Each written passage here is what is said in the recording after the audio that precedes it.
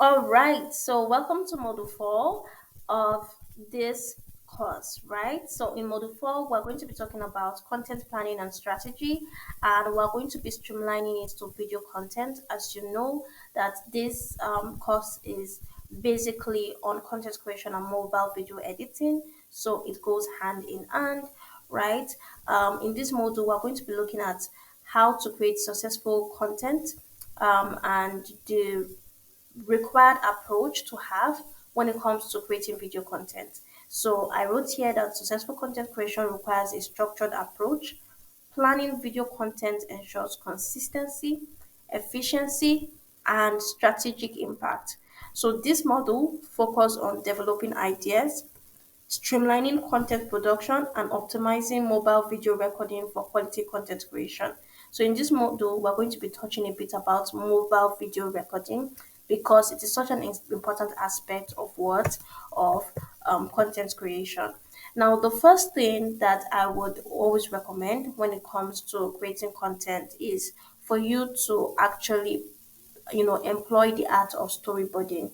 Now, when you're storyboarding, do not overthink. Like I always say, it is not rocket science. Storyboarding is simply the process of visually planning a story, concept, or sequence of events using a series of sketches, images, and whatnot. Now, in other words, storyboarding is basically more about visualizing what you want your content to look like. It is more about scripting and organizing your content in such a way that it makes sense when you eventually create it.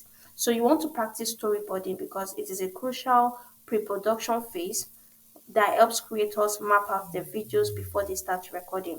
When it comes to creating content, it goes beyond just flipping open the camera and shooting. You want to ensure that you are intentionally shooting content that would have the right kind of impact that it should have on your target audience. And that is why you have to pay attention to the details.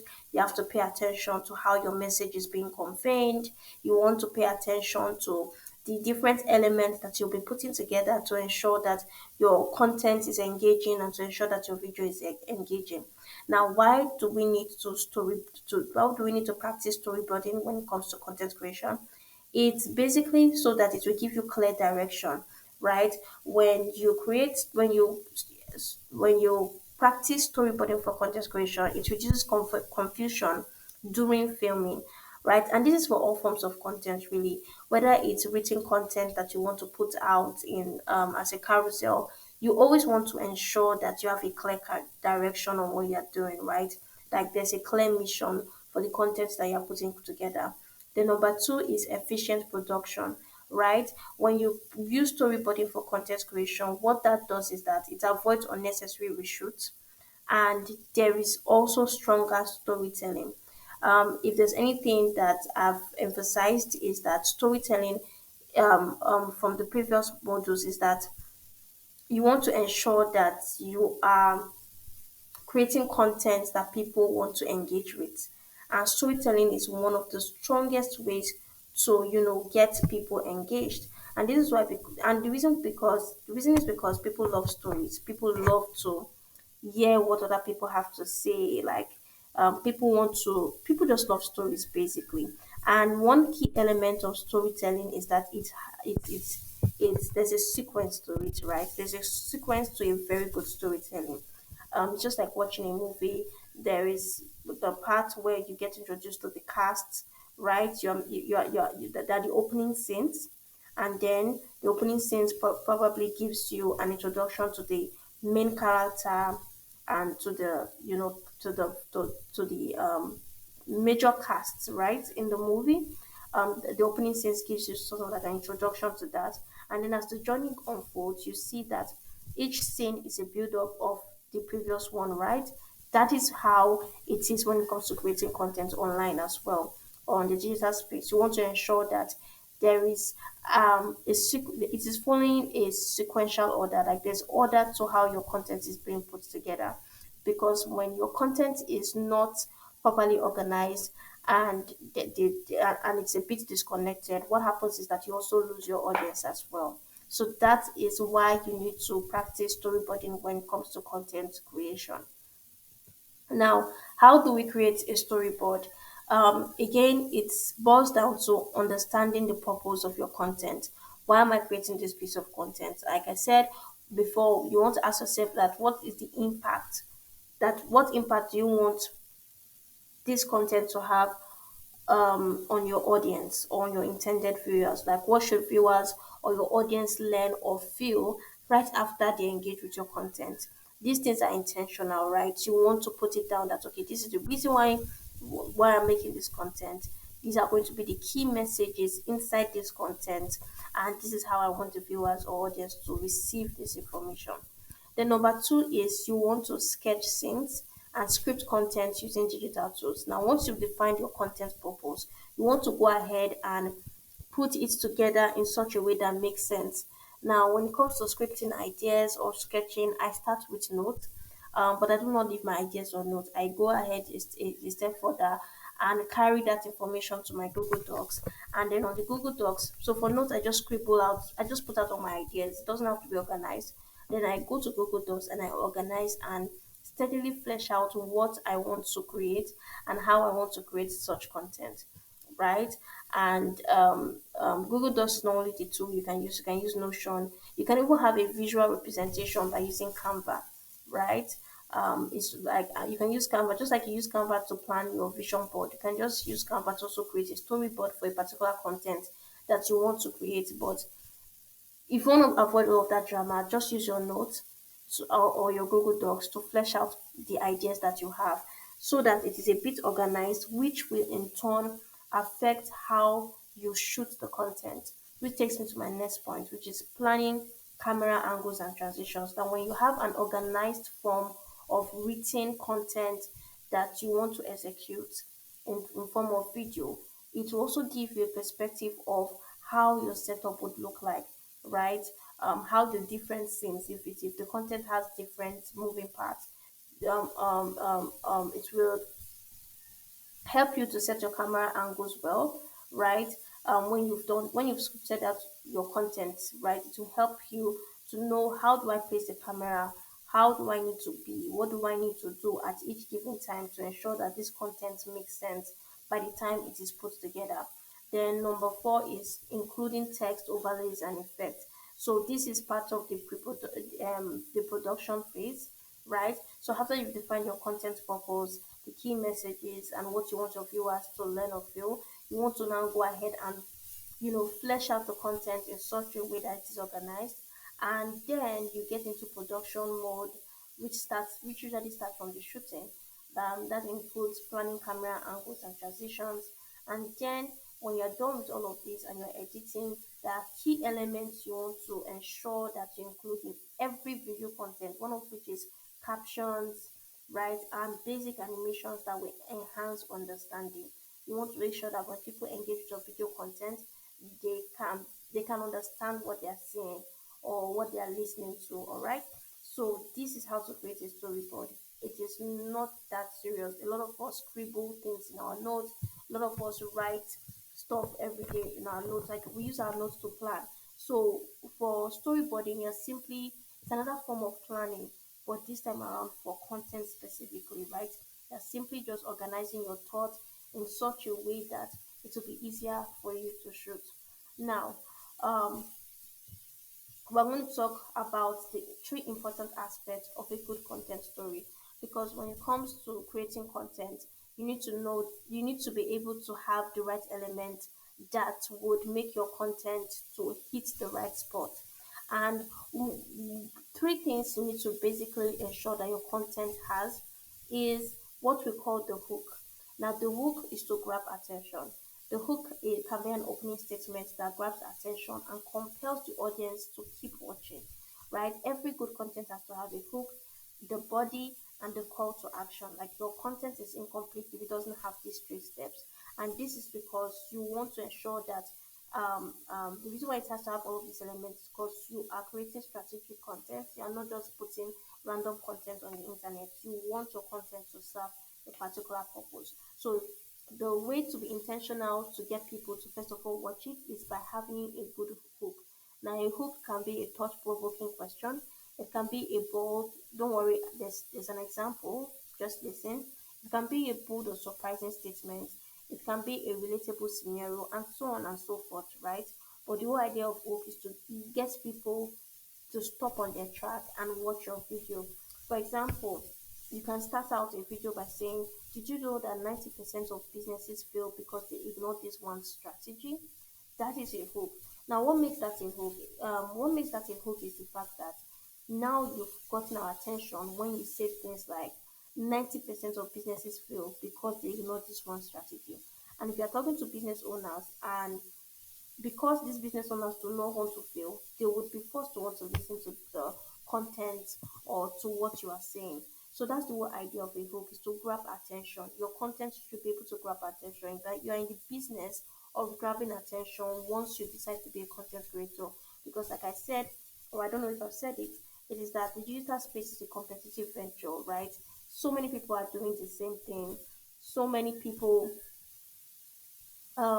literally when you open your Instagram, you see so many content. Like you literally battle to filter the content you want to watch, right? When you go online. So imagine when your audience come online, not only are they not only do they your content is not going to be the only thing that they're going to be seeing. They're going to be seeing other contents that will be competing for their attention. So if you're putting out content and not paying attention to attention grabbing strategies inside your content, you are going to be left behind. You're actually going to have a lot of struggles because you do not know how to grab attention with your content. So the hook, which is the opening statement, is such an important aspect of a good content story. The number two is the main steps or body, right? So the main steps simply has to do with the body of content.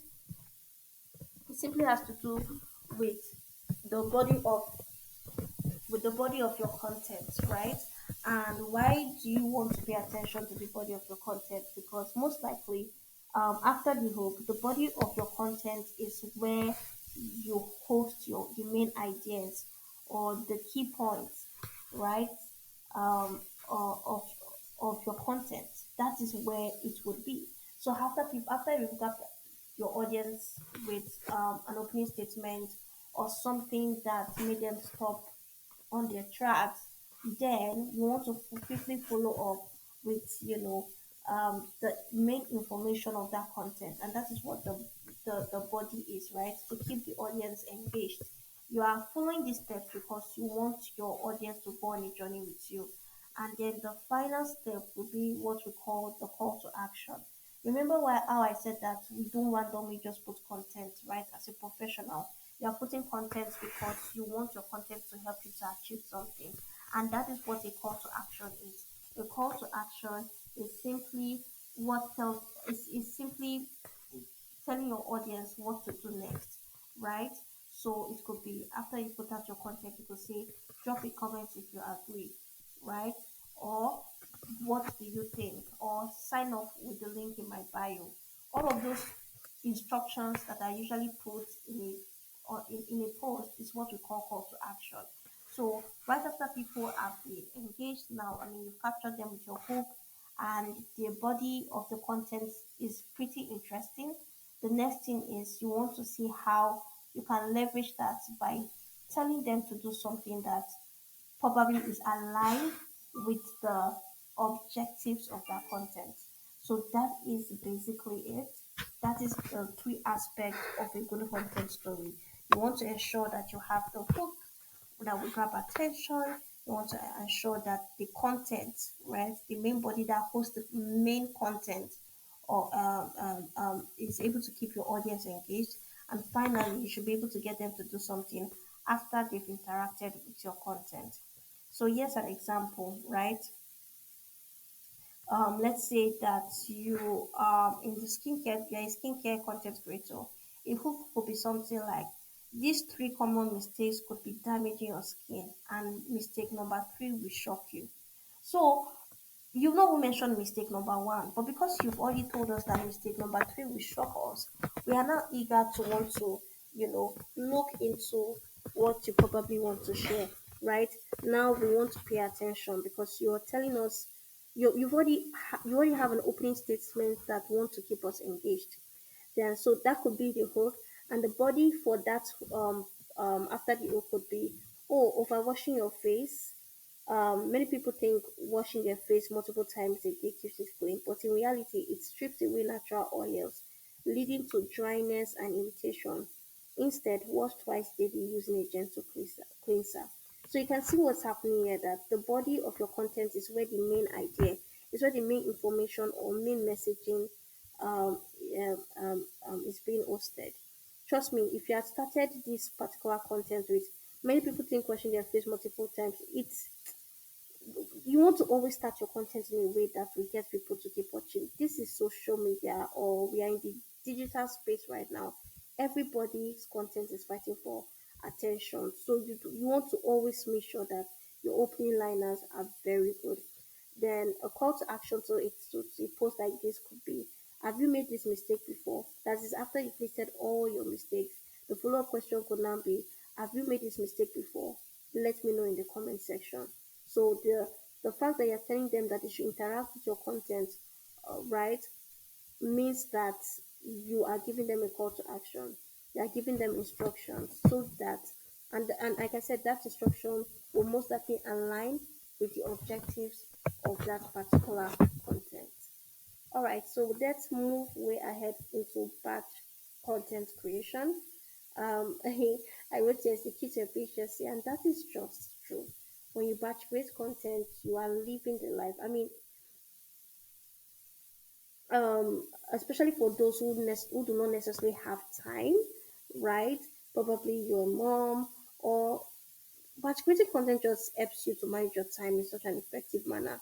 You can just take out a couple of hours or a day or two to batch create your content, and once you are done, batch creating your content, you know that all that is left is just probably to put things together and post, right? So that is the beauty of batch content creation. It helps you to um, it helps you to be consistent, to be honest. When you batch rate your content, it is way easier for you to have something to show up than when you always have to create content on the spot, right? So it is very, very efficient. So, right? Batch content creation means filming and preparing multiple pieces of content at once. Like we already stated, that it is an effective way to keep you consistent. It helps you saves time, right? Ensures consistency, which is the real primary goal of batch creating. And then it reduces burnout. That is streamlines workflow for long-term sustainability. So when it comes to creating content, you just want to schedule, block out time for it, right? To be able to create. And that is what batch content creation means. It's actually the key to efficiency, it's the key to consistency, and it's the key for you to be more organized, right? Because when it comes to creating video content, probably you want to become you want to create, you are the kind of content creator that want to be putting out videos consistently daily. There's a whole lot of work that is required to ensure that you are putting out quality. So it is important for someone like you to really, really block out time, plan out and plan out, create, and then schedule your content ahead. Right? When we go to the practical, I'm going to share some content scheduling apps and some more effective ways, as in you can use to create content that would be beneficial to you as well. Like I would share some tactics, some tips and tricks here and there, but the whole point is that have this in mind when it comes to shooting content or creating content. Always think in terms of efficiency, especially if you want to stay consistent. So you just have to dedicate time to do the right thing in order to get the kind of result. For every time you create content on the spot. I mean, I'm not trying to say that you cannot be spontaneous with your content creation process. No, I'm just saying that if you want to stay consistent and if you want to be able to take your time to create quality content that will resonate with your target audience or that would have the kind of impact that you want, then you might need to think about, having a steady process for it, which would include batch content creation.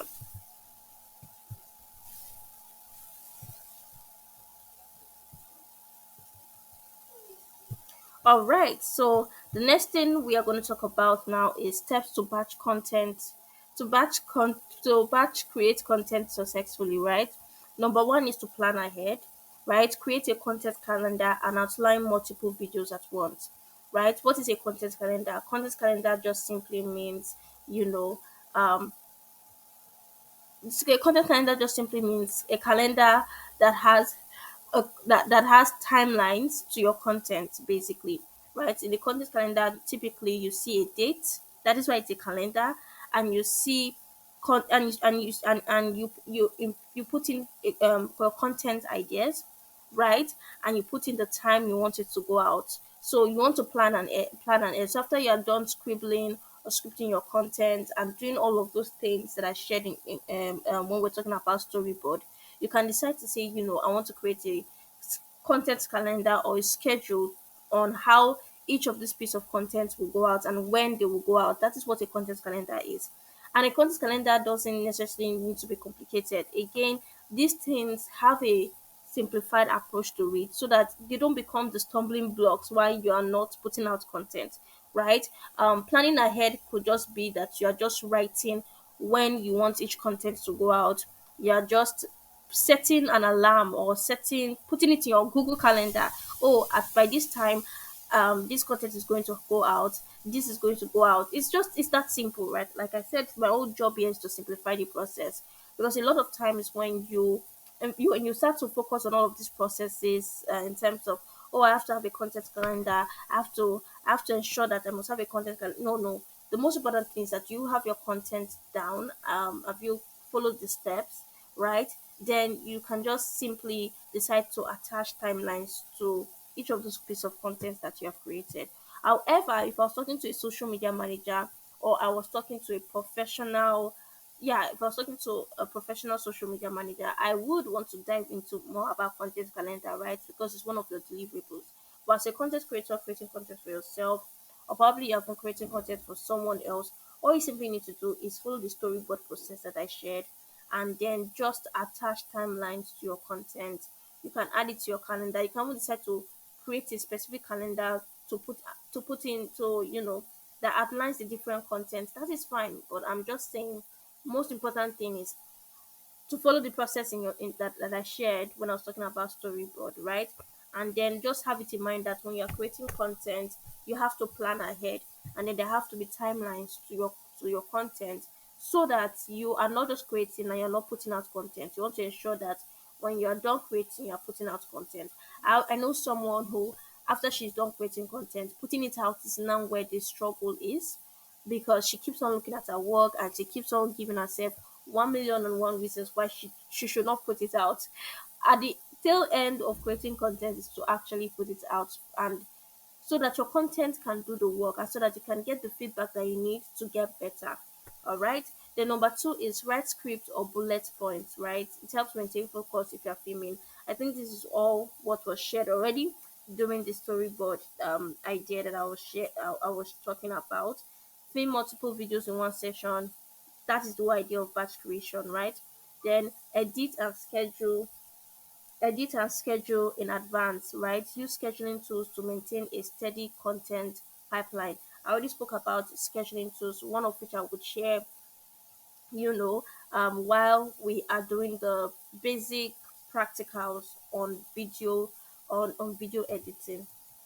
All right, so let's move ahead to talk about optimizing mobile recording for high quality videos. So if you're in this course, it means that you know that you have to get comfortable with shooting videos, right?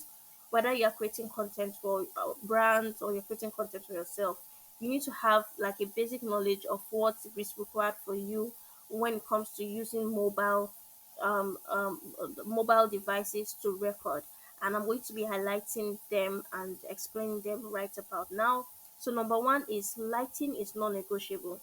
When it comes to mobile recording for high quality videos, you want to pay attention to where is the light coming from. Like, where is the light? I keep asking myself when I want to shoot content, I'm like, where is the light right now? Where is the light? Where is the light? Lighting is non-negotiable. You have to either use natural light whenever possible.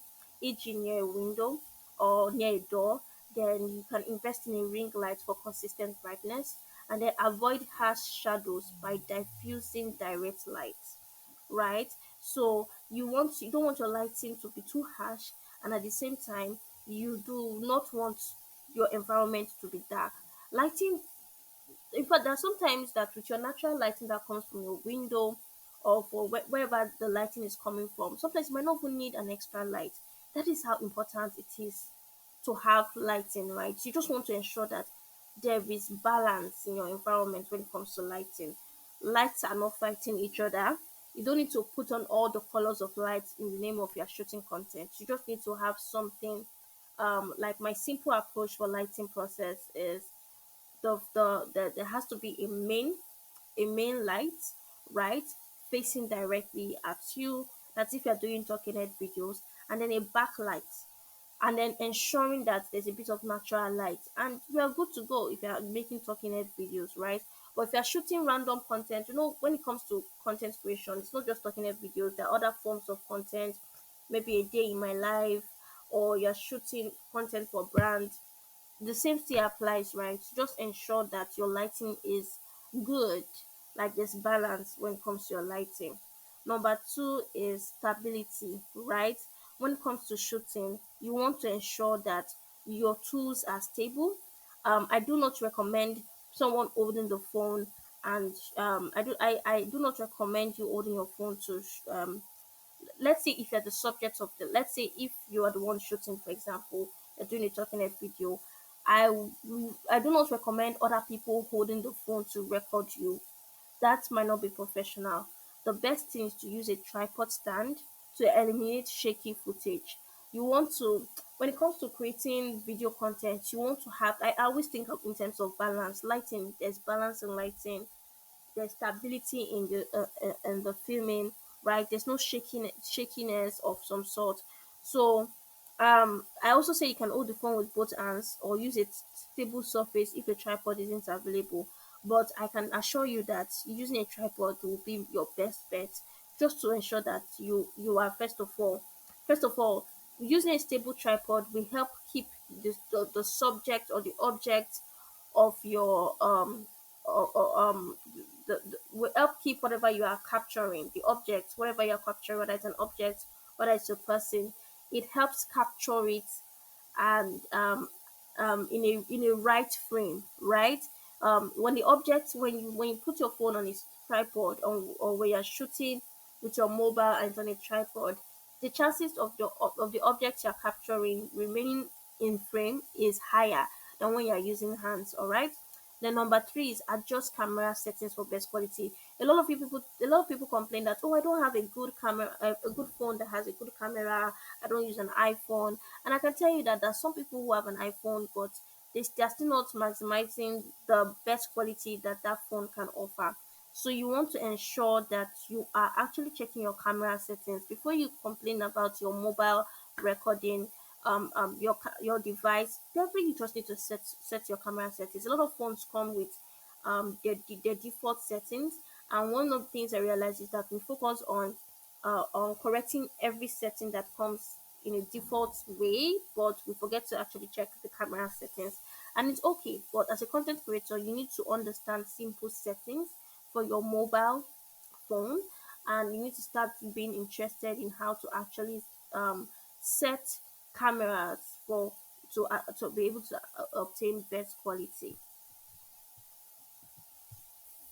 So one of the first things you want to do is what, set resolution, your camera resolution to 1080 1080p, right, or 4K for crisp visuals. So for anybody who's using a good quality phone, it doesn't have to be an iPhone. Most times your camera comes in this set of resolutions, right? So you want to ensure that it is either set at 1080p or 4K. But I can assure you that 4K is has more pixels than 1080p, making it sharper and more detailed. The only thing is that it's going to take a lot of space. But if I'm shooting and I'm taking my content, I always put it to the highest resolution, because by the time you shoot in 4K, you export and put it in your mobile video editing software, and you edit again, there's a whole lot of that is, that it's there's a whole lot of resolution that is stepping down by the time your content is going through all of that process.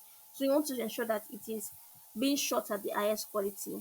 Then you want to use 60 fps frames per second for smoother motion. Don't worry, if you go to your camera settings, you can do that. But either way, when we get to the practical, I could use my phone to also show you that, right?